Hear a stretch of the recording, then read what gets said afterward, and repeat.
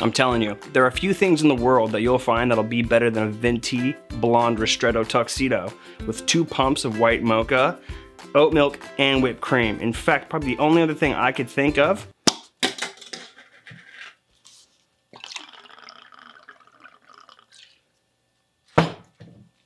little Tullamore Dew.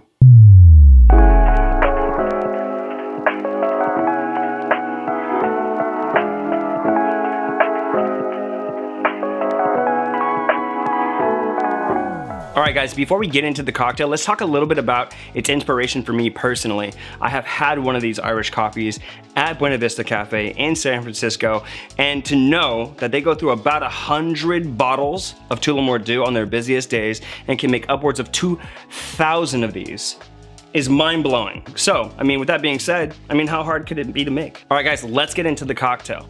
What we're gonna do is we're gonna start warming our tulip glass with hot water. So as we let this hot water sit for a second, we're just gonna let the glass warm, and I wanna talk to you a little bit about the coffee that we're using. Peerless Coffee, local to Oakland, basically. I think they use a Colombian roast. We're gonna use an Italian roast today, but I've already have it set up here.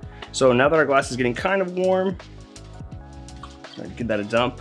First thing goes in is gonna be 2 sugar cubes and the coffee itself.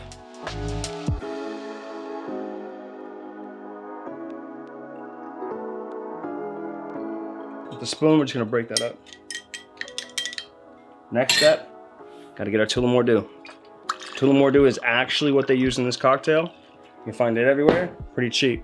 So there we have it. We have sugar, coffee, Tullamore Dew. Next step, we're actually gonna take heavy whipping cream, add it to a shaker, or if you have a frother, that's fine too, but the idea here is a light whip. Do not over whip this, because the harder the whip, the harder it is to drink through.